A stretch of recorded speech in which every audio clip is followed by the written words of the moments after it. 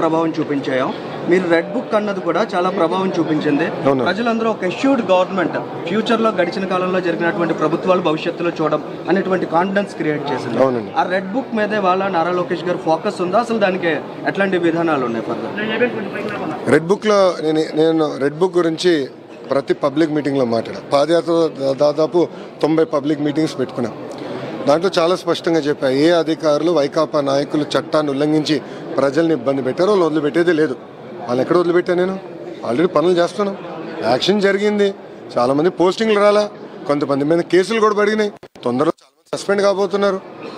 Action జరుగుతుంది. But న్యాయబద్ధంగా చేస్తాం. వాళ్ళలాగా హడావుడిగా దొంగ కేసులు బంద్ చేయించి పట్టుకెళ్ళాం. మేము సిస్టమేటిక్గా వెళ్తాం. We'll take it as part of court of లాలో మేము పద్ధతి ప్రకారం చేస్తాం. అంతేగాని అడ్డగోలుగా నేను చేయను. అది క్లారిటీ. ఇప్పుడు మేము ఎవరం పరదాలు కట్టుకుని రావట్లా. గౌరవ ముఖ్యమంత్రి గారు వస్తే చెట్లు, వైజాగ్లో చెట్లు ఎవరు నరకట్లా. మీరు గమనించండి, గత ముఖ్యమంత్రి గారు వచ్చినప్పుడు అప్పుడున్న భద్రత సిబ్బందికి ఇప్పుడు చంద్రబాబు నాయుడు గారు వచ్చినప్పుడు ఎలా ఉంది భద్రత?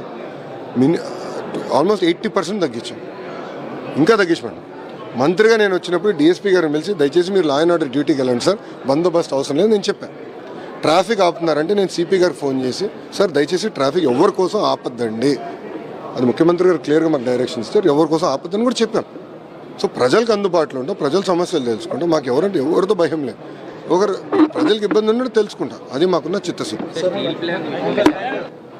విశాఖ ఉక్కు ఆంధ్రుల హక్కు అనే నినాదంతో స్టీల్ ప్లాంట్ మనకు వచ్చింది గతంలో. కరెక్ట్. విశాఖ ఉక్కు ప్రైవేటీకరణ జరగకూడదని పెద్ద ఎత్తున గతంలో మాట్లాడింది లోకేష్. ఇది